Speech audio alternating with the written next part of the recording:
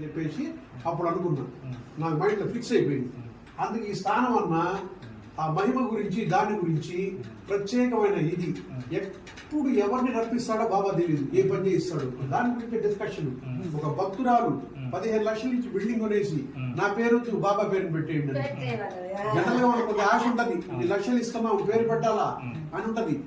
ఆ నిజమైన భక్తురాలు అని చెప్తున్నా, ఆ మహాతల్లి పేరేమో నాకు తెలియదు. నిజమైన భక్తురాలు పేరు కూడా వద్దనింది. అట్లాంటి ఇన్స్పిరేషన్ ఇస్తాడు, ఎప్పుడు పిలుస్తాడు, ఏం చేస్తాడు. అతి పెద్ద దేవాలయం అండి. దీనికి ఒక రూట్ ఒకటి సిమెంట్ రోడ్లు పడలేదని బాధపడ్డాం. ఇప్పుడు ఆ రోడ్లు కూడా అయిపోయింది. ఫ్యూచర్ లో ఆ శివలింగ ప్రతిష్ఠ జరిగి రౌండ్ అయితే అతి పెద్ద దేవాలయం అయింది. బాబా గారు మీరు ఇలా చెప్పారని చెప్పి మీరు పడుకోండి, రాత్రికి మీకు కూడా కనపడి దర్శనమిస్తారు. అంత సత్యం. పెద్ద శివలింగం వచ్చిందండి, చూసారో లేదో మీరు. అది కూడా ఎక్కడ మీరు చూసుంటారు, హైదరాబాద్ ఏరియా మొత్తం మీద. ఆయన ఇక్కడికి వచ్చాడు, శివస్వరూపమేగా బాబా. తెలుసుకోలేమండి, ఇంతే తెలుసు మనకి.